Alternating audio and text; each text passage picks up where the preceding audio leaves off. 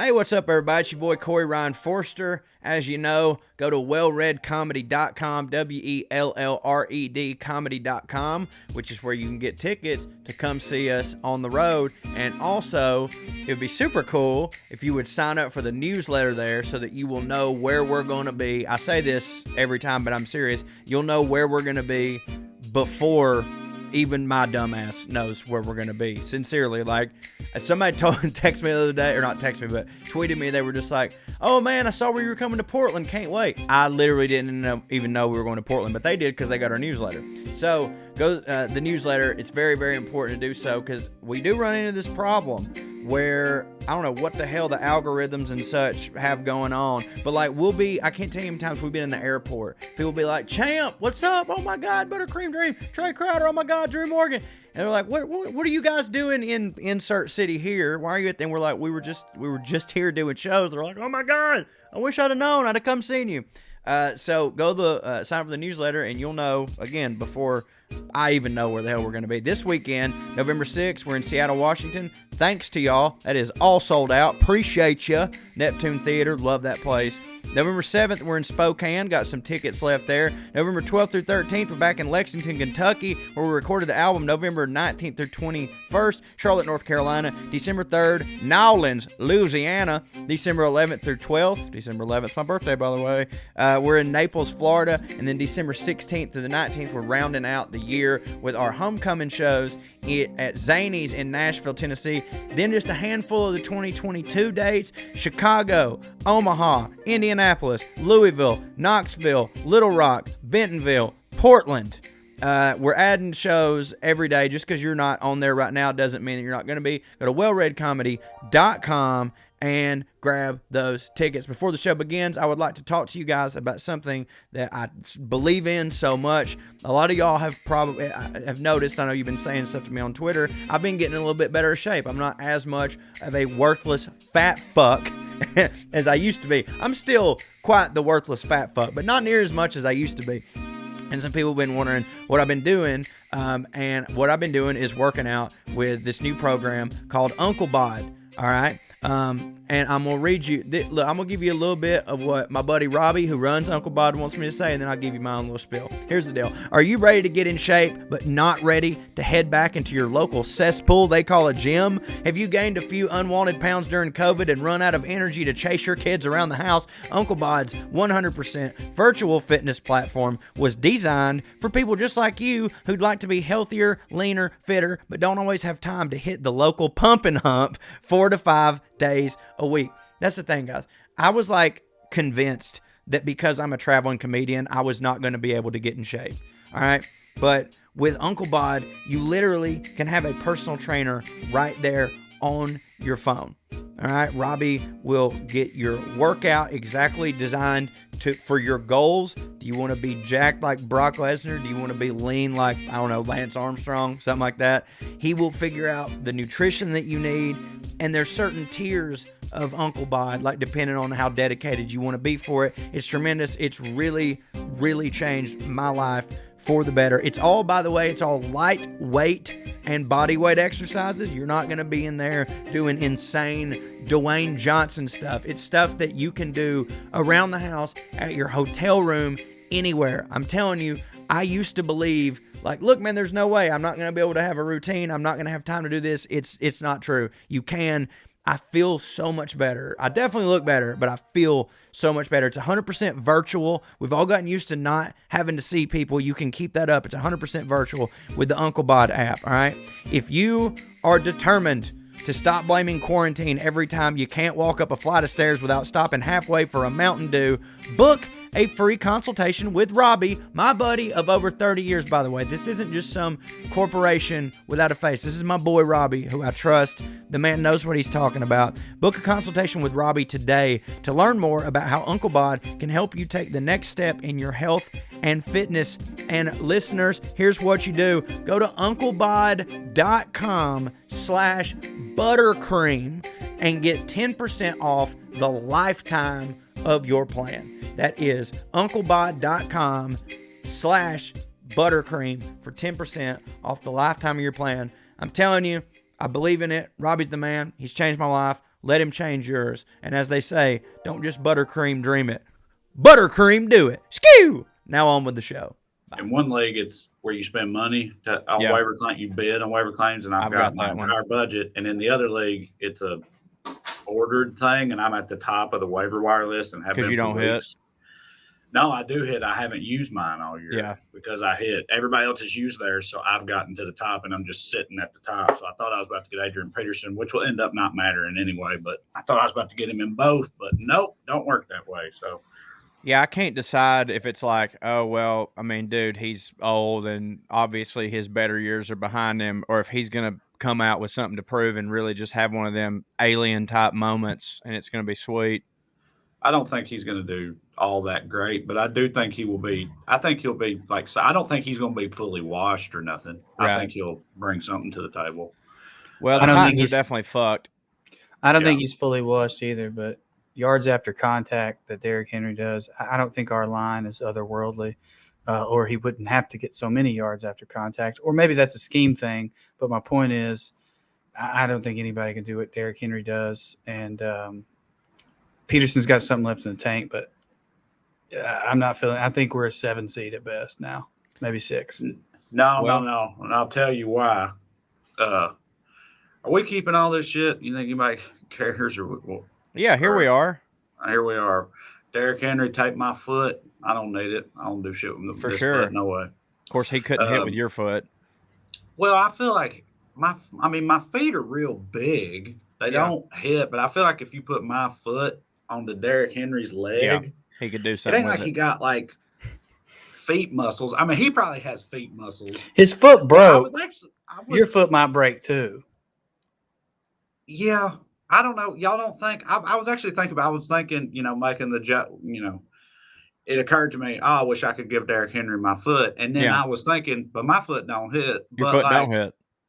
My foot definitely don't hit. But do you think you could put a not hitting foot on a really hitting man? Yeah, for sure. And he could hit with it. Just a foot. He's got his own ankle. He's got his own joints and all that. It'd take him like 2 weeks, but he'd get it. But didn't his foot break under pressure? So, isn't that what a Jones fracture is? That, though, everybody's talking like, it's already been like put out there like this is a season-ending injury. And I was listening to Lebatard today, and Stugatz made the point that in the game, when he got the injury, you can see when he gets the injury and he goes to the sideline, they kind of start fucking with it. He got 27 touches after that. You know what I mean? Yeah, but the surgery is what is season-ending. Yeah, right. Well, okay, first of all, it's like 6 to 10 weeks is the thing I saw, but 6 weeks would be superhuman. But he is superhuman. But like 8 weeks, they're hoping to have him back in time for the playoffs, but he's going to miss most of the rest of the year.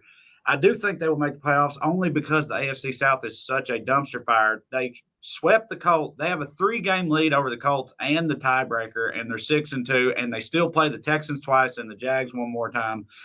And the Dolphins. The Titans could go 9-8. They could go 3-5 or whatever the rest of the year, and or 3-6. They could finish 3-6 and still win the AFC South at 9-8, which would mean they'd be the 4 seed. They'd be a 4 seed, and they'd have a home playoff game in time for the return of the King.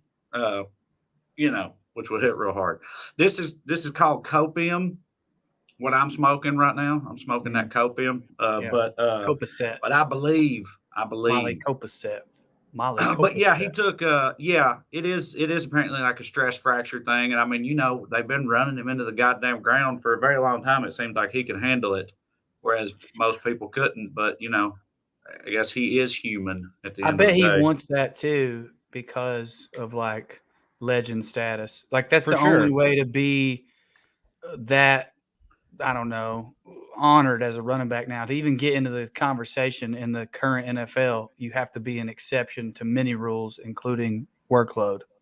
All right, so I looked it up, and he wears a size 15 shoe. Jesus. I wear a size 13 or 14, depending on the brand. So he'd be a little off. So my foot's a little bit smaller than Derrick Henry's foot. That might make him faster. Get up on them toes. Yeah, I don't know. But he'd have one foot different. He'd be going left a lot. Yeah, but could you take a shoe and make one shoe? Both shoes are the same size. But the shoe that has my foot in it, right, has a little more padding. It's got some padding in it to where it fits his foot snugly, but the shoe is the same size as his foot shoe. I'm basing this on. We had a girl that had a stump foot, and she had wore same shoes, but one of them had padding in it to like cover up for her stump. Okay, I was gonna say I feel like that'd throw me off more. I'd rather just adjust, but maybe not. Oh, Stump Foot McGee from down there in Chickamauga's. Running counter to that. I didn't know you knew her, Stumpfoot McGee. Yeah. Oh, Stumpfoot Betty Joe Spivey, they called her. Yeah. But you know what I mean? Like, it would take time if it was new, but I feel like if it was a one size difference, I would just prefer to get used to it. He would get used to it for sure. Derrick Henry could definitely hit with your foot. All right. I'm glad we figured that out. Speaking of hitting with your foot, I guess. WellRED.comedy.com, right down here, if you're watching on the YouTube, is where you can go to see us on the road. This weekend, unfortunately for y'all, but fortunately for us, our Seattle show is absolutely sold out. So that's wild and hits and is awesome. But there's still some tickets left for Spokane, which is Sunday, right? Right, guys? Yeah. Sunday. And then after that, I believe we're on to Lexington, Kentucky, where we recorded our album, WellRED Live from Lexington. Then after that, we're in Charlotte. Then after that, we are in Naples, Florida. And then after that, we are doing our very special homecoming shows at Zany's. Am I correct here? You missed one, December 3rd. We're in New Orleans. Yeah. Yep. You are right. New Orleans, Louisiana. And I've been, dude, you know why I missed that? Because I've been like, WellREDcomedy.com, WellRED comedy.com. Grab those tickets. Come see us. I've had that New Orleans one because we've talked about it a lot because we're all sober right now. And I've been thinking about that show way differently than I have ever thought about a New Orleans show. And I have decided, and I'm certain that you guys will be with me and will be my accountability buddies on this.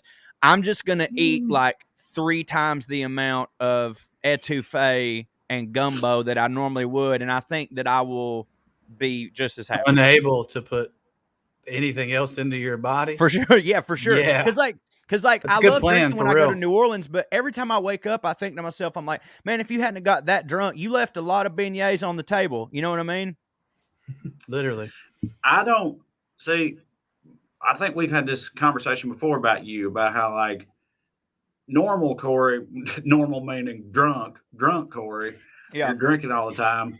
You don't eat as much as people would think you eat. I pick around a lot. We've noted this before. Yeah. Drew calls you a grazer, which I am a grazer. An apt description. And I don't want to fuck my buzz up. It's like you're like, well, it's because I drink grazer so much. But me, I mean, while I'm in the process of drinking, I'm just drinking. But then when I get to the eating part of also drinking, it's bad.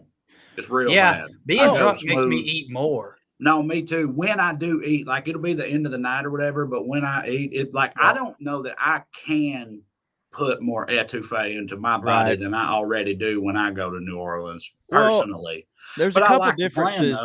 I'm end up drinking. That's definitely going to happen. Let me just say that right now. I had 3 beers on Halloween. I don't think I'm gonna get drunk, but like I'm gonna have a drink in New Orleans. I guarantee. So I was gonna say I didn't do it, but weirdly, last night. So it's November 1st right now. So last night was Halloween. Last night was the first time that I've had even really an urge to drink, and it wasn't because I was stressed or anything. I was having a perfectly good time. Having a good time. Good weather. And the weather was amazing, and I just wanted to get back and sit on my porch and drink a beer while looking at all these little kids' costumes and stuff and giving them candy. I know that makes it sound weird, but it's Halloween, Like I want to get drunk when I give all these strange kids candy, but you know what I mean? It's Halloween. No, I get it. Of the season, but it's just way more fun. It felt like an all-American evening. You know what I mean? It's very neighborhoody. All the neighborhood kids walking around, porch, nice weather, evening time. I just wanted a beer really bad, but I did not go get any, and so my streak remains alive. We went inside and I introduced my boys to one of our people's cultural touchstones, Ernest P. Worrell. Hell yeah. Which one? Well, which one do you think? Ernest Scared Stupid. Because it was Halloween. I wasn't even thinking about the Halloween part. I just thought it was like this would hit today. Yeah, any day's a good day for Ernest, and you are correct in that assessment. But I hadn't watched an Ernest jam in 25 years. Me either. Of course, growing up in Tennessee, I watched the shit out of them as a kid. I watched all of them over and over again, but I hadn't seen any of them in 25 years.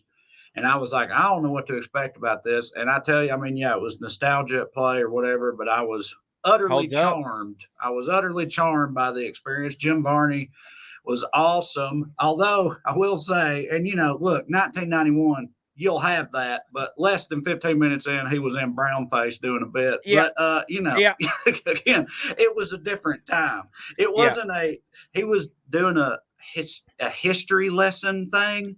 And he went into character as so he was like a Roman centurion or whatever. And then they were going to fight the Ottoman horde. So, of course, he got in character as an Ottoman hordesman or whatever, which meant brown face with the big long mustache. And that's one of them things that is 100% offensive. Absolutely. But know that at the time, Jim Varney wasn't thinking to himself, oh yeah, let's make fun. You know what I'm saying? Like, no, definitely looking back, you can't hardly defend it now, but at the time that sincerely he was not trying to be that way. Well, he was also playing an Ottoman. You know what I mean? It's right. Not like, you know what I'm saying? Like, man, fuck 'em. Can't do brown face, but like, if the Ottomans come forward and they're mad about it, he could have a talk with them. For sure. But I haven't seen those movies in a very long time, but I have always assumed that like they probably hold up just because like whenever you've got a dude like Jim Varney and guys like Jim Carrey and guys like Robin Williams, their movies always end up holding up because it's like, because they smash so hard that it kind of can't not. You know what I mean? Like everything around it could kind of be like, I don't know, but they're crushing so hard that it's great. Yeah, the first thing I thought, and Drew said on Into the Biscuit, this has been broached a lot. Man, I've been thinking about it. I think we did it on this podcast with DJ. On this podcast? I mean, I know that when he was a guest. I think you brought it up, Trae. Dude, no, I don't think I did. I believe you, but I don't this think predates our relationship actually, because I remember when me and DJ were first doing comedy together, Big Ed brought that shit up. Like Big Ed was like, "This son of a bitch looked like Ernest on crack." I think it was Asheville. We were talking about Ernest, and I swear to God, it came up on WellRED listeners. Y'all will know. I think. Did we bring it up on here, the End of the Biscuit podcast, or also Slobberhose made a meme? But I think that was in response to something we said. But I know Slobberhose put him in a. We haven't even trailer. Explicitly stated yet. Our buddy DJ, who you all know and love from multiple things with us, DJ Lewis, he's got a lot of Jim Varney influences going on, in my opinion. And I hadn't thought about that other than the drunken conversations, I guess. When I turned Ernest on last night, within 90 seconds of him appearing on screen, I was like, holy shit. This is like DJ, like the G-rated version of DJ right here. Yeah. I mean that as a tremendous compliment. Of course. But DJ's to both of them.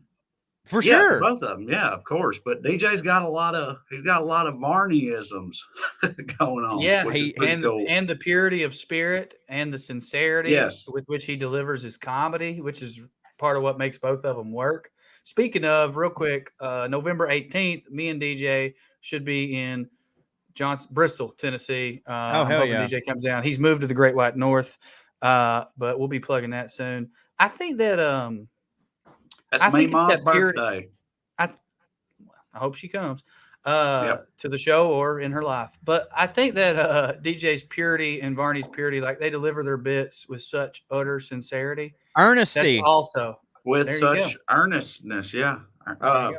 Both of them are also, if I may say this real quick, shamelessly, they're like a jolt of caffeine to the system, just like my friends over at Beanbox, because we all know that no morning is complete without a cup of coffee, and brewing your daily cup at home, it just hits different. You know, from the first aroma of ground beans to that very last sip, the ritual of morning coffee helps you start the day more grounded. That's so good. And centered. And our friends over at Beanbox elevate your coffee ritual even further with a curated selection of world-class coffees delivered right to your doors. Guys, I know y'all have had them.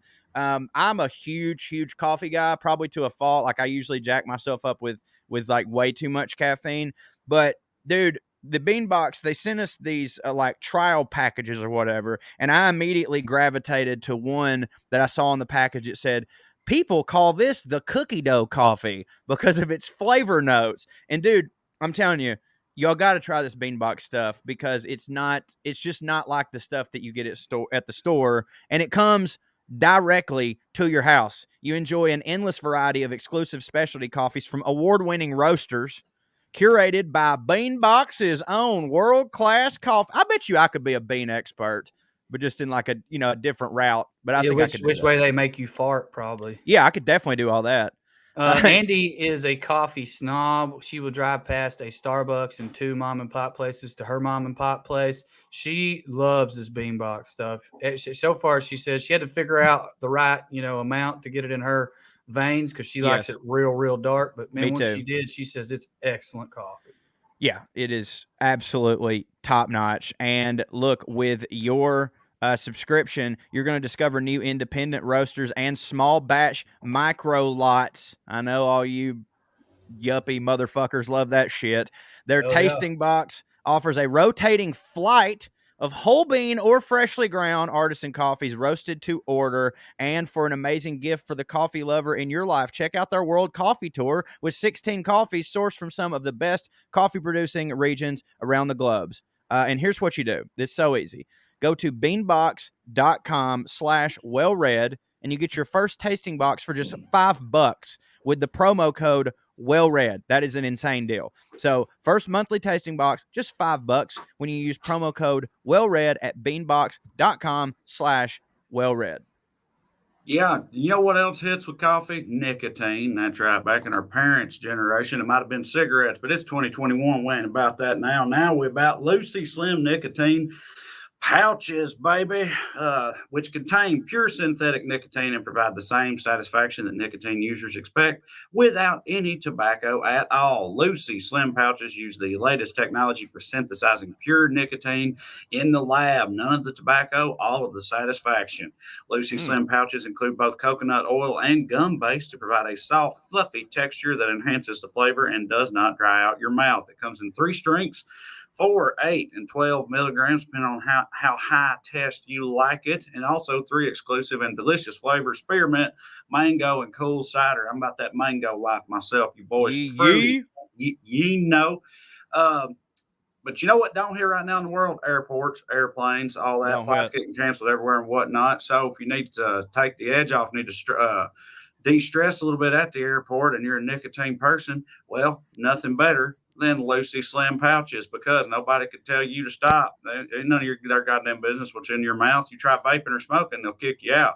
But with Lucy Slim nicotine pouches, you can do it anywhere you damn well please. Which hits. All right, y'all, it's 2021. Don't compromise when you're choosing your nicotine products. Go with the newest tobacco-free options from Lucy. So, WellRED listeners, listen here. You go to lucy.co and use the promo code RED, that's R-E-D, to get 20% off your order of Lucy Slim pouches or any of Lucy's other fine products. That's lucy.co and use promo code RED at checkout. As always, I'm legally required to give this disclaimer. Warning: this product contains non-tobacco nicotine. Nicotine is an addictive chemical, which I, Trae, say hits. Lucy.co and use the promo code RED, and we thank them for continuing to sponsor the podcast. All right. Yes, we do. And I was a butthead. If you're watching this on YouTube, I forgot to throw up the Beanbox stuff, so I'm going to leave it up for a second in case you were wanting to throw that up. That's on me. But, yeah, back to Jim Varney, an American treasure, and DJ Lewis, also an American treasure. I like the name Beanbox. Just real quick, I want to say that. That's good marketing. Yeah, for sure. Also, like, no matter what that was that came to my house, I would be like, hell yeah. You know what I mean? I got a Beanbox. Yeah. What are you doing? It could be a chair, shaped like it could be an ottoman. Any of those things I'm in. I like that empire. I almost said airports are 9/11 when you said airports don't hit right now, Trae. They are. Probably don't need to do that. Dude, Jim I saw Varney, that. opposite of 9/11. Dude, Opposite of 9/11. who was it was it you that shared that picture of the insane lines at American Airlines this morning? No, I saw it. Oh, Yeah. I did. I threaded it. You're right. Yeah, man. I ain't trying Well, to they're fuck the with that second at ones all. now. It happened to Southwest first, and now American. And we're all three primarily Delta people, and I just know that Delta's going to get delted, at one point or another, and it's going to really not hit. I'm just Andy's waiting on been it. flying United for her work because the work is booking it. She's trying to change one right now because the schedule changed, and she literally can't get anyone on the phone. And I don't mean like the wait time is 4 hours. It just hangs up on her. Dude, yeah. I'm things- driving the rest of the year. Things don't. You gonna drive to Seattle? After No, not Seattle, Seattle. I've obviously. done booked that, but after that, I'm not risking it. It just looks. I can't stand the thought of all that shit. I'd rather be in my car and listen to podcasts and fucking. I'm not all coming that home after Lexington. I'm sticking around. I may ride part of the way with you, but I was also kind of planning on driving, and then we're driving to New Orleans because we're driving all the way back for Christmas. Yeah, I'm definitely driving to New Orleans. Me too. Yeah. As long as I make it to Lexington, me too. Yeah, you good. You good. Oh, so that just reminded me. A listener reached out and told a story, and I think it's appropriate to tell it on here instead of the next Bubba because I will forget that. Hank, if you're not listening to Bubba Shot the Podcast, here's a chance for me to plug it. Listen to our auxiliary podcast, Bubba Shot the Podcast. It's on this feed. We put it out every Thursday or Friday. It just depends on the date. We've got another partner, Too Sharp, we got to record with. Don't complain about free podcasts being late, folks. But Thursday or Friday, we put it out. They still will. I'm certain of it. Yes, they do. Hank Williams was the topic of the last song we featured, which was Alan Jackson, Midnight in Montgomery. I got a message from a guy from Montgomery. Apparently, fans bring booze to his grave as an homage. Yeah, so when you're in high school, you try to get over there early on his birthday or in his death day so you can get the booze. And him and his friends used to get hammered in high school by stealing booze from Hank Williams' grave because in their mind, they were honoring his memory as well. Of course. Dude. Yeah. I was about to say, man, like – I don't know which one honestly honors him more. Like Hank, that would definitely hit for Hank Williams Sr. for sure. Yeah. Like that's not a desecration of a grave. Like, dude, where you go? Dude, if you leave fucking booze in a goddamn cemetery in Alabama, you got to know what's going to happen. He said he got drunk there when Obama got inaugurated. And that was a hidden story. He was like 18 or something. Wait, like out of like to drown his sorrows or like celebration? No, they went there to celebrate. Oh, right on. And he said Obama, the people who worked for Obama in Montgomery just happened to were there too, and they gave him beer. So they, by the way, that the Bubba Shot the Podcast is it's up there with like the most immediate popularity something we've ever done has had. And everybody's loving it. We really appreciate y'all liking, downloading, subscribing, and all that stuff. And also, I'm sure that you've been getting them, Drew, but tweet at us some songs that you'd like to hear because, and I will say this, it has not been hard for us to come up with 90s country songs that are great because I don't know if you know this, there's a fucking shit ton of them. But y'all just tweet at us, man, because there's definitely probably some that we haven't thought of, and we're having here's what so we need much to do fun. too. We need to do a poll, and everyone can vote, but I really want the lady listeners to vote on which Shania Twain song because she has about 3 or 4 that would be really great. None of them really tell like a solid, and like a solid single story from front to back, which is mostly what we've been focusing on. So I'd like to hear from the ladies on which Shania song they want because we got to nail that one right out of the gate. Dude, every time You're Still the One comes on, I get like what's PTSD, but it's good. It's just a memory. Nostalgia. Nostalgia. Like my dick gets so hard whenever that song comes on because some of my first boners were to that song because it was like at dances and stuff. You know what I mean? Like every time I hear that song, every time I go into a hospital or a Home Goods, pretty much anything with white walls, we've gone over this, anything with like white walls that's like kind of weirdly lit, I get boners, probably because I've dated a lot of nurses. but you're still the one. Like, I'm telling you, dude, it's like as soon as that song comes on, fucking boing, I'm right there. That and Breathe by Faith Hill and Shaggy. Shaggy. Well, I was going to ask, if you reminded me talking about dances and boners and I know we talked about it back when we were doing the boner jams. Of course, it was on there, but we got to do that with country music, right? No, we are. That should be a thing we do on Bubba after we've covered a few songs. Maybe the month of Valentine's month, we'll just do all boner country. But anyway, the Ultimate Boner Jam, a song literally entirely only about boners. Too Close by Next. Yeah, that song. That's it's great in retrospect that there was like, while we were like middle school dance age, that there was a popular song that hit about boners, getting a boner. You'd think there was more. Got my first dance floor boner grab, stranger, 19-year-old. I was 14 in Myrtle Beach. She was doing the stand back, you're dancing kind of close, and then she just grabbed my dick, and I had a boner. She was right. Damn, 19 years old in Myrtle Beach. She was a full-grown lady. Hell yeah, she was. Oh, well, it's going to be funny that reminded me of what I'm about to say, but I texted y'all this, but I won't say it on here because it's funny.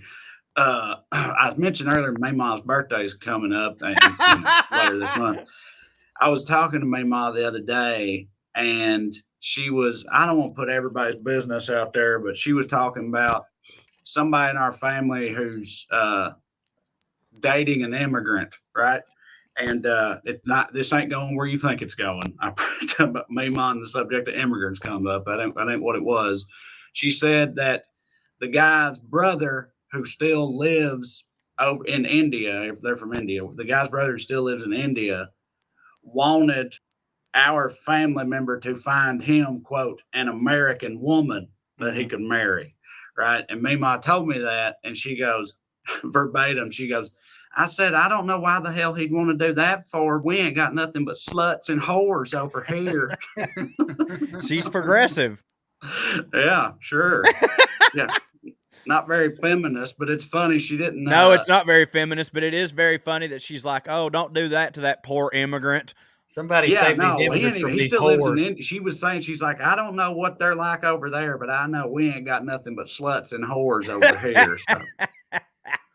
That's 10 out of 10. I love it. No notes on that. Always story. Good for something like that. She then later started talking about how she wishes still, she don't give a damn that he's not the president anymore. She wishes somebody would shoot Donald Trump in the head. Yeah.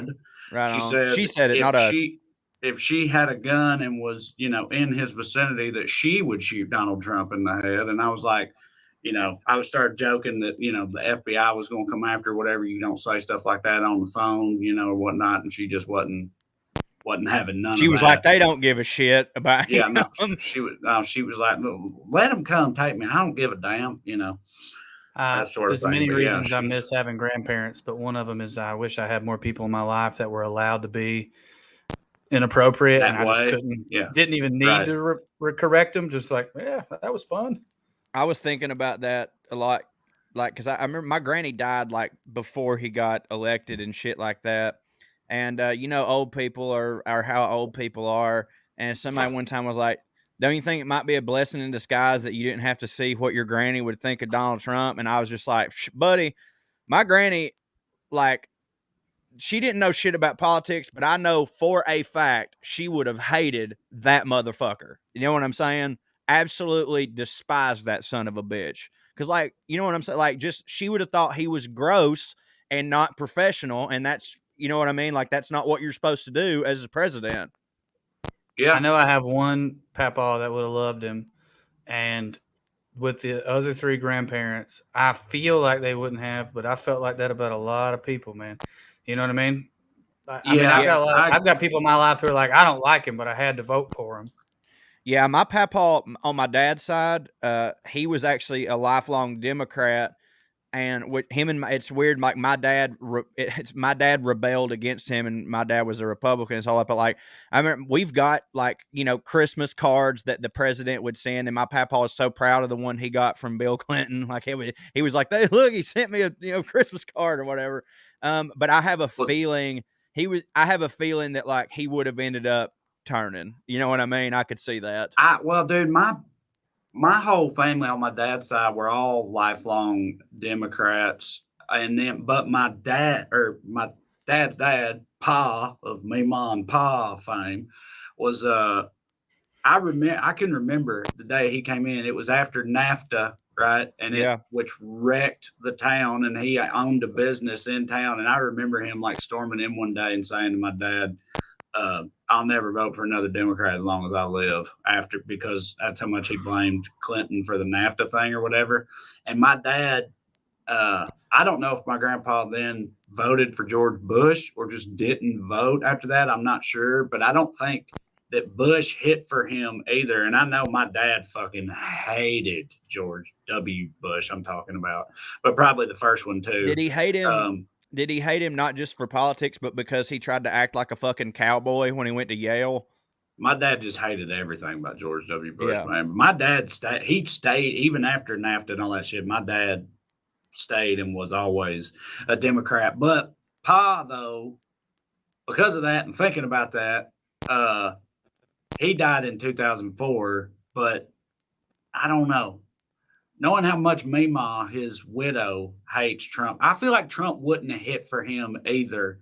Right. But that whole narrative around Trump of like, don't take no shit, fixing what NAFTA broke, you know what I mean? Bringing none of which he ever did, of course, but that whole thing that he was pushing, that might have hit for my grandpa. Yeah. Well, that's the thing you said, like, early on in the thing, people were, or after he got elected, people were like, I just don't understand how these people voted for him, blah, blah, blah. And you said, you were like, because he came down there and fucking talked to him. And you were like, I mean, don't get me wrong, everything he said was a goddamn lie, but like, he said it, you know what I mean? Like, of course, everybody lies in those situations. It's like, yeah, man, if you take all the fucking rape shit, which if it didn't bother them, I guess, like, I totally get why a lot of people were like, all right, you know what I mean? This sounds like what I want to hear.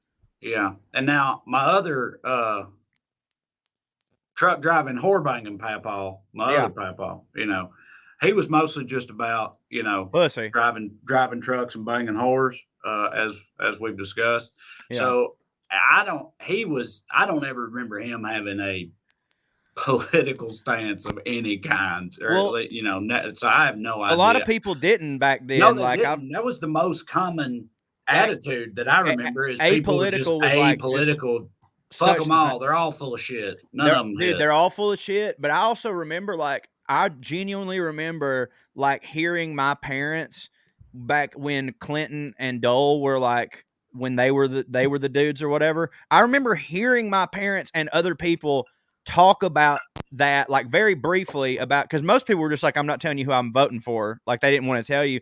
But I remember them like talking to other people who weren't going to vote that way, and they were all just like, yeah, I mean, what are you gonna do? Whatever. It wasn't like, are you serious? You know what I mean? Like, I just remember that we knew a lot of people who were voting for Bob Dole, and we knew a lot of people who were voting for Clinton, and nobody really gave a shit.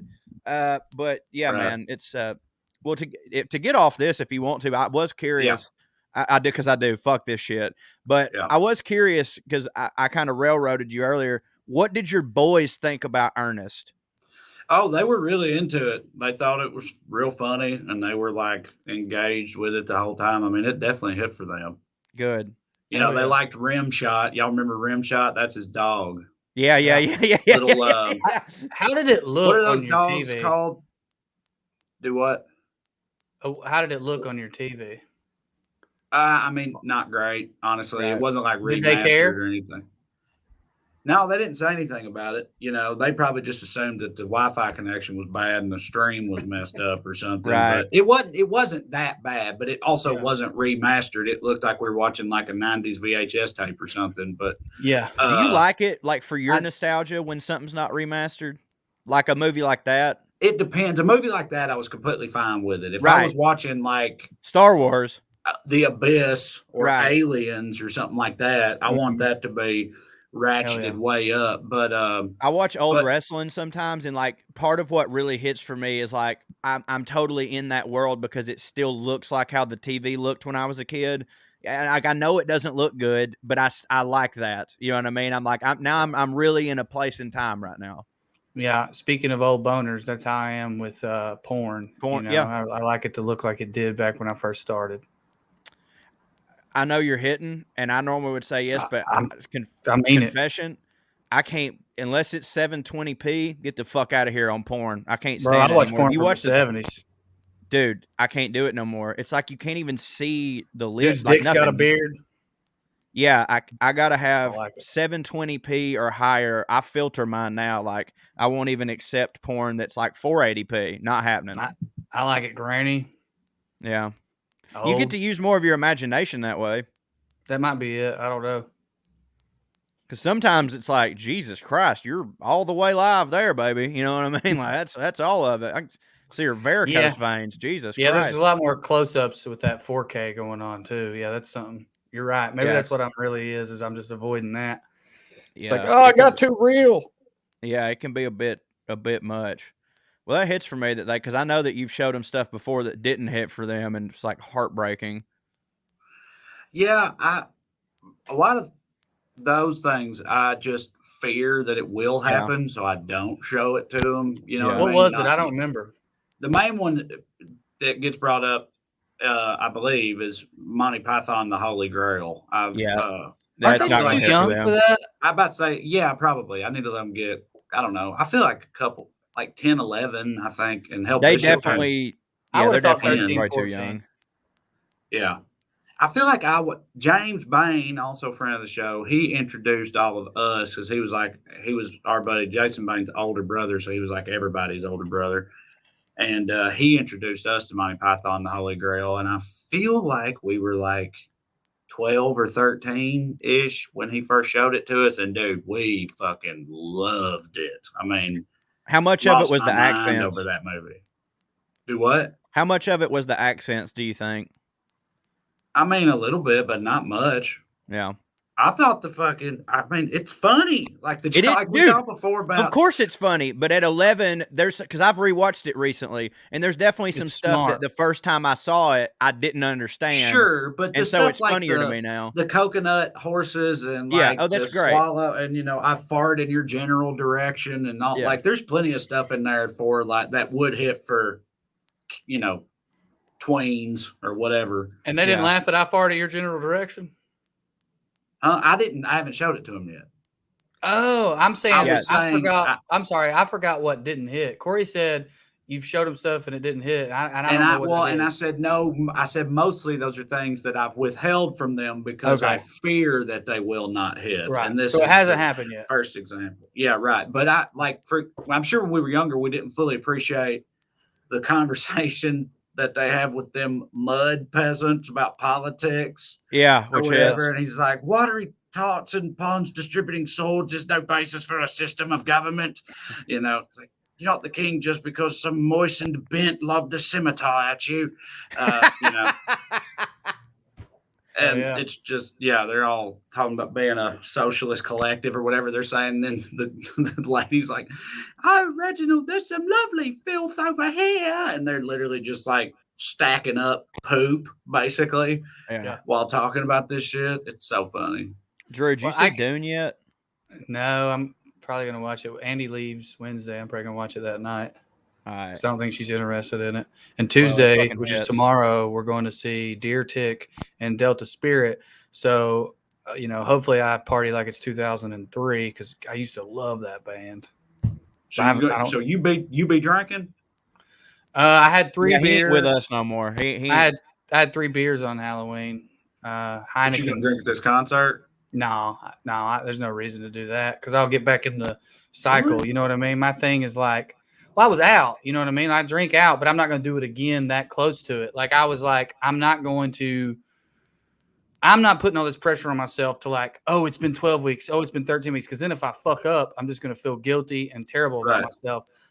But that's the only way I can not fuck up, I think. I feel like I'm the other way around where it's like, if I really want to, I will. But then I'm not going to do it 2 days later because physically then I'll fall back into it. And next thing you know, I won't be even remotely sober by the time we have we talked about all this on mic? I don't think already? So. I think we've alluded to it. Yeah, well, so like I was saying to y'all in the green room the other night in DC, like We're all not drinking at shows and have been for weeks now. For me, it's just a realization. We hadn't been on the road in 18 months. Then we got back on the road, and like 3 or 4 weekends into touring again, we were doing it like we used to. Not drunk during the shows, but drinking before, after the shows, and just going out with friends in whatever city we're in, and just, doing it like we always used to do it. And after about 3 or 4 weekends in, that last one, which was Raleigh, North Carolina, we were there Thursday through Sunday. And on Monday morning, I was a husk, just a deadened husk. And I was like, man, I cannot do this anymore. And instead of trying to, I'll drink on Friday night, but not Saturday night or whatever. Because the thing is, you drink one night, you kind of have to drink. You have to get back into making. You owe it. You honestly owe it to the. I mean, I'm not even trying to be funny, but like, if you get hammered drunk on Friday and then you've got another show on Saturday, you literally owe it to the fans to have a couple more drinks, because the show's not going to be good if you're hungover. Right. I agree. So we just stopped. I just stopped. And Corey kept going for 1 or 2 more weekends. I can't remember. It was at least I one quit in more Atlanta. Weekend. Right, but not the first night, right? No, the second night. Because the first night's when we recorded Fancy for the Bubba Shop the podcast, and you were hammered. That was the last time I drank.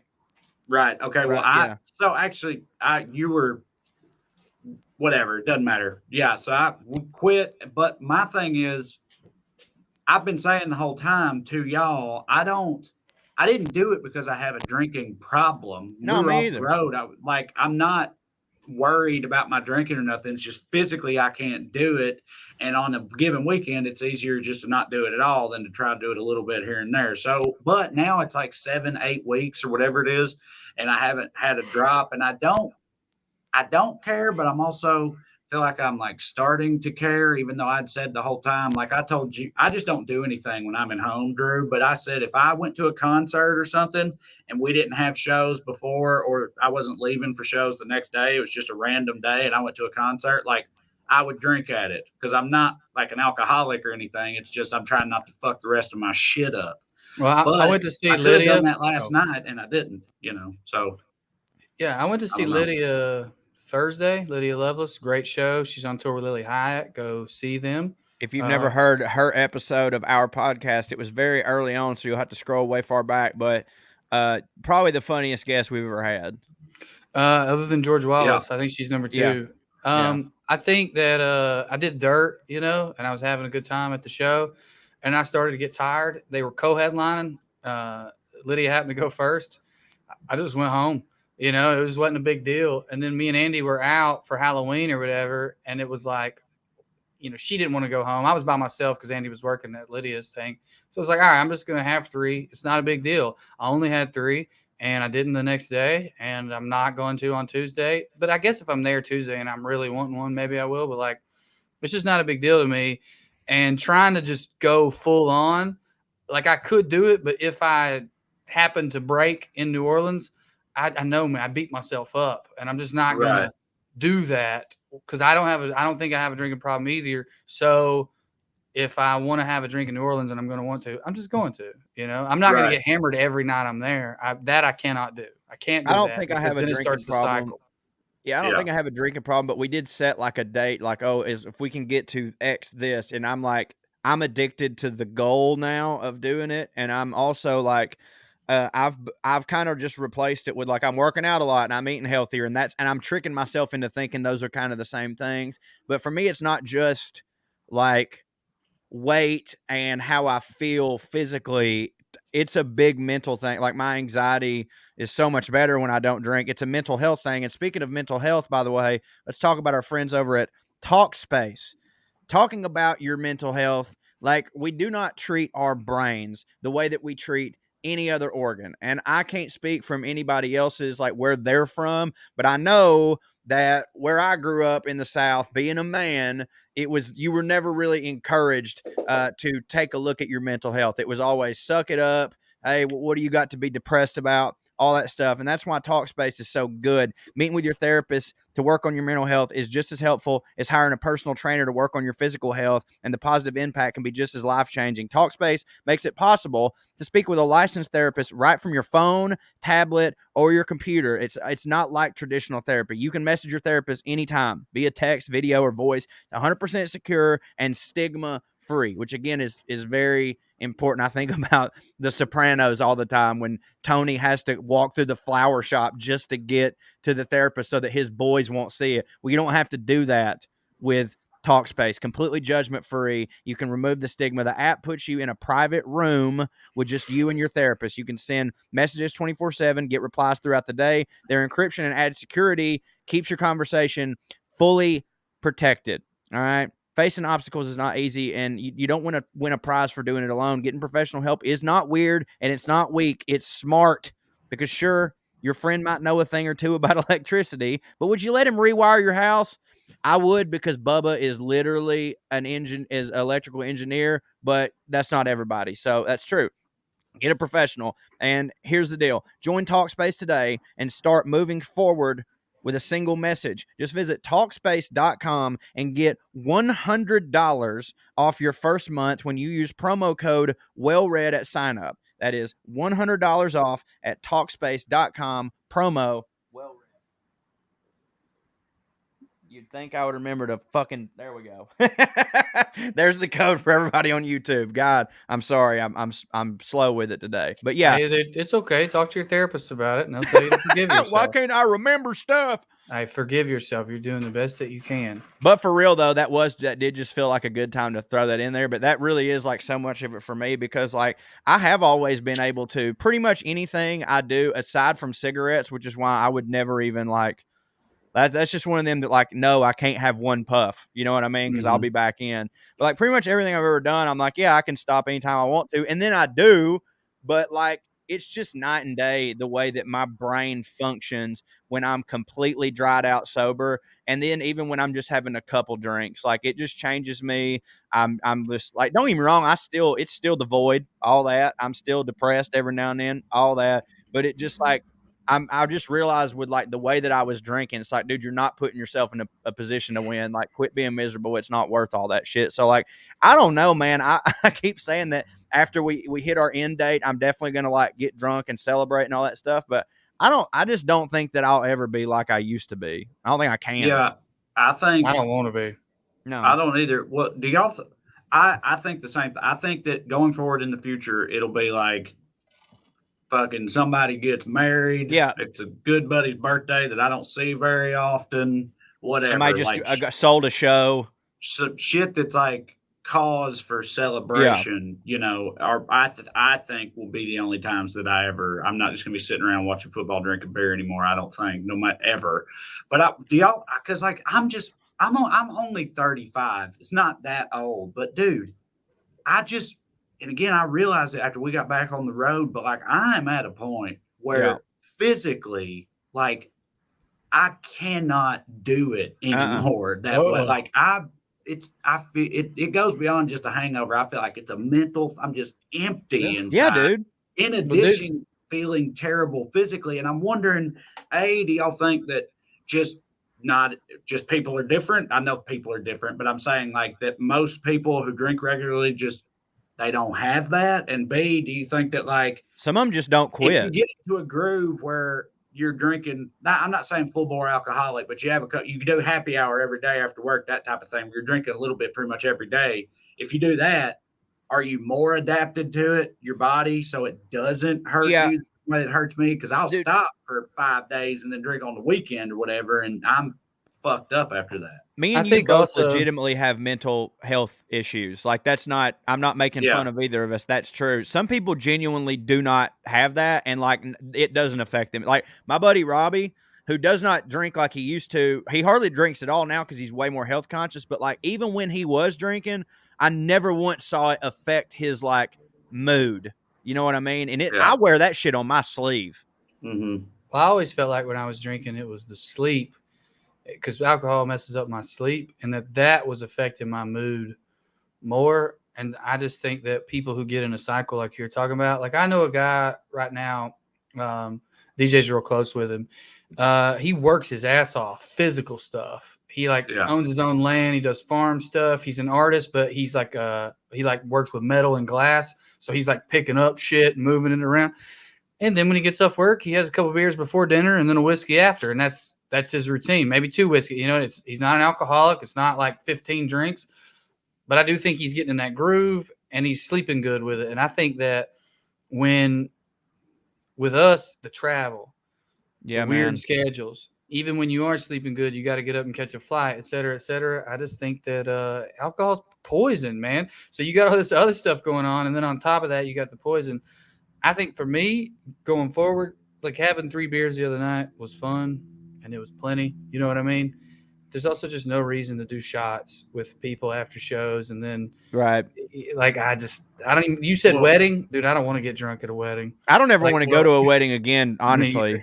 Me either. I always I haven't been to one in a while, but I always liked weddings. I mean, I only ever went to weddings of people who hit for me, and I always have had a really good time at weddings. But I'm worried. One thing I'm worried about is having done this now with the drinking, when one of those occasions does come up, that I'll drink, if not fully the way that I used to be able to drink, even close to that, and get shitty, embarrassingly drunk because I've got such a lower tolerance now. That type of thing. So I'm definitely gonna have to watch that whenever I do. But that's another reason to do it is maybe you'll have a couple feel good, still hit on the dance floor, still hug the people you may not be able to hug as tightly if you were completely sober and feeling awkward, and have fun. I have fun at weddings too. I was joking about not wanting to go to one, but I would like to be able to have fun without getting hammered at one. You know what I mean? Yeah. I'll be crying sober. I stay doing that. Yeah. I'm doing it all week.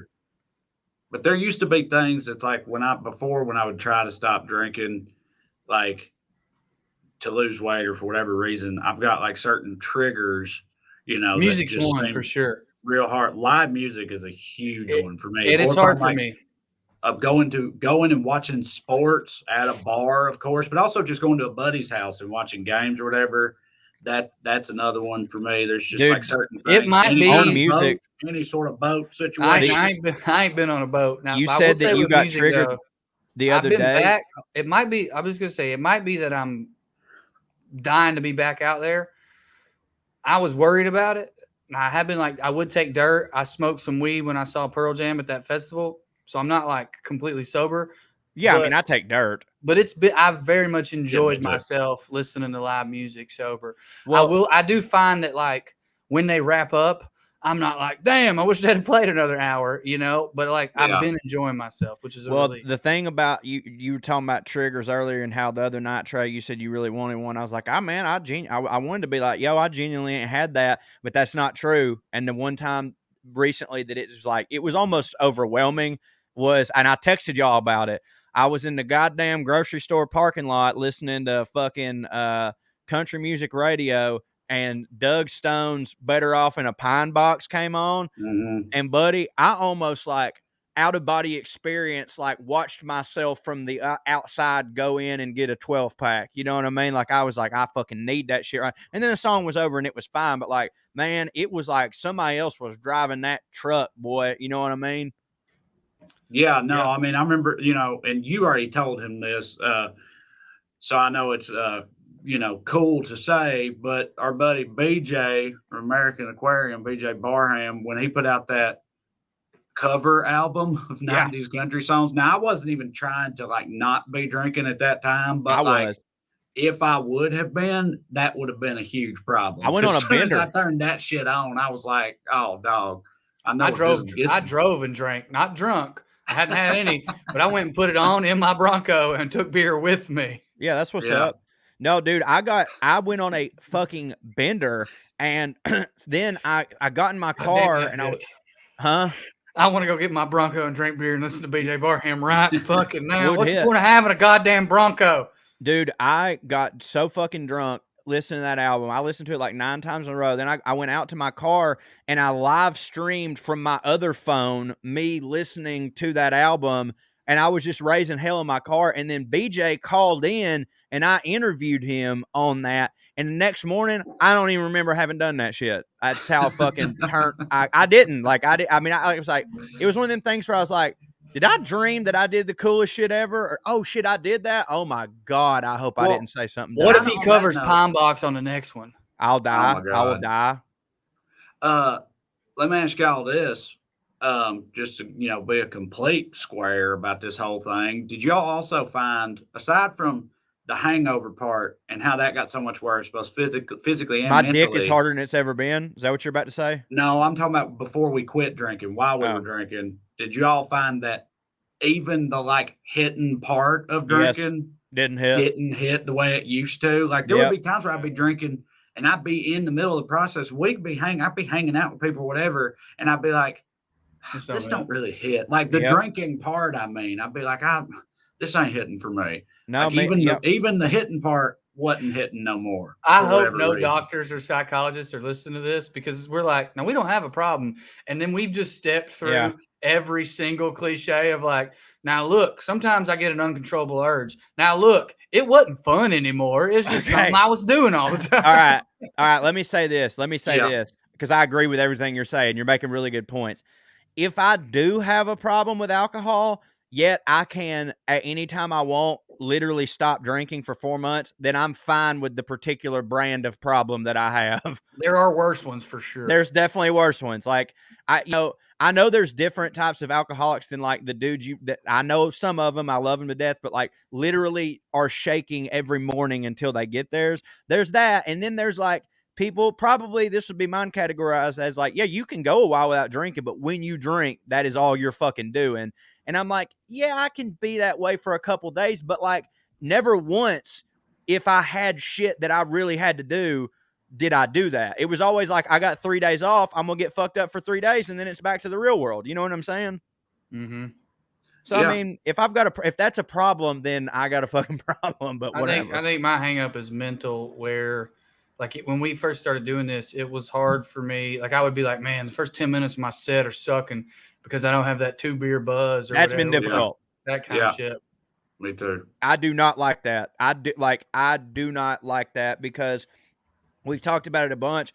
I can absolutely, when it's a good show and I'm doing well and the crowd's into it, being sober doing comedy is awesome. But when there's one misstep, being sober is the fucking worst, because like that is not something that you want to feel all of. You know what I mean? Yeah, it makes me tighten up and stuff more than I used to when I would have a 2-drink buzz going or whatever. That when you're in that mode, you fuck something up or something just don't really land the way you want it to or whatever, and you just shake it off and amp it up to keep going or whatever. It's like, all right, well, let's see what you think about this one, motherfuckers. That type, you just roll with it. But yeah, when you're stone cold sober, at least until I adapt to this new reality of doing it that way, it definitely, affects me more when shit like when there's miscues or whatnot.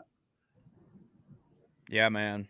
It's hard to navigate, but hey, we'll be doing shows sober this weekend in Seattle. Sold out. Sorry, but also thank you everybody in Seattle. There's an outside chance we got like 25 or so comps that I'm sure we didn't use all of them. There's an outside chance that if you're in Seattle and you really want to go, hit me up, DM me on Twitter, and I'll see if I can they might release some tickets. Now, if there's 100 of you wanting to do that, I'm just going to ignore all of you. I'll say if you're in Seattle and you don't have a ticket, go and check. Yeah, because without getting into there was a thing where it was showing it sold out when really there was still some tickets left, and we found out and we told them to fix it. So and they did. So just go check. And just make sure. Here's the thing on that: like a lot of times, a show will be declared sold out, but there may actually be 10 tickets left. And the reason that they declare it sold out is because all 10 of those tickets are solo seats. You know what I mean? Like they're just scattered about, and they're like, yeah, it's sold out. So. But then, and I went back on Ticketmaster and looked, though, like you literally can't even pick a solo seat. There was one yesterday and it's gone. But yeah, try. But other than that, we'll see you next year. And we really appreciate those that bought tickets. We will be in Spokane on Sunday. I know there's some tickets left. And then it's on to Lexington, Charlotte, New Orleans, Naples, and then Zanies for our Christmas shows. I'm losing my goddamn mind talking about drinking. Got me all fucked up. WellREDComedy.com, WellRED comedy.com. Also, listen to Bubba Shot the podcast. Also, go support Trae Crowder on Patreon. Listen to Into the Biscuit with Drew Morgan and DJ Lewis. And then check out my Substack, CoreyRyanForster.substack.com. We got a bunch of shit going on and a lot more shit coming down the road. And thank you all for listening. Wait. I want to tell a story. It's a brief one. Quick story. This is a futuristic one. The year is 2048. Bubba Shut the Podcast was elevated into the greatest podcast in the history of the world. That's why we were invited to be a part of and even speak at a benefit for Shania Twain, honoring her as one of the greatest women in country music and give her a Lifetime Achievement Award. There's a montage on screen. People are crying. Women who haven't even been discovered yet are talking about how she inspired her. People are talking about how great she was. People are talking about her life-changing music. Then it cuts to Corey and he goes, I used to get boners to that. And that's going to be the greatest video of all time. That really hit for me, and I thought you were about to make fun of me. You did, but I thought you were about to do it in a very specific way, because over on my Substack, I'm actually currently in the middle of doing a sci-fi series called Earth 2042. So if you think I'm reading your Substack, that's hilarious that I'm going to get paid $5 to do that. I'm kidding. No, I would.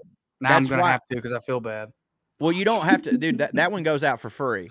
That was just so very specific. So anyways, thank you all for listening to the WellRED Show. We'd love to stick around longer, but we got to go. Tune in next week if you got nothing to do. Thank you. God bless you. Good night and school. Derrick Henry, take my foot. Take his foot, baby. He ain't using it. They're the liberal rednecks. They like cornbread and butt sex. They care way too much but don't give a fuck. They're the liberal rednecks that makes some people upset, but they got 3 big old dicks that you can suck.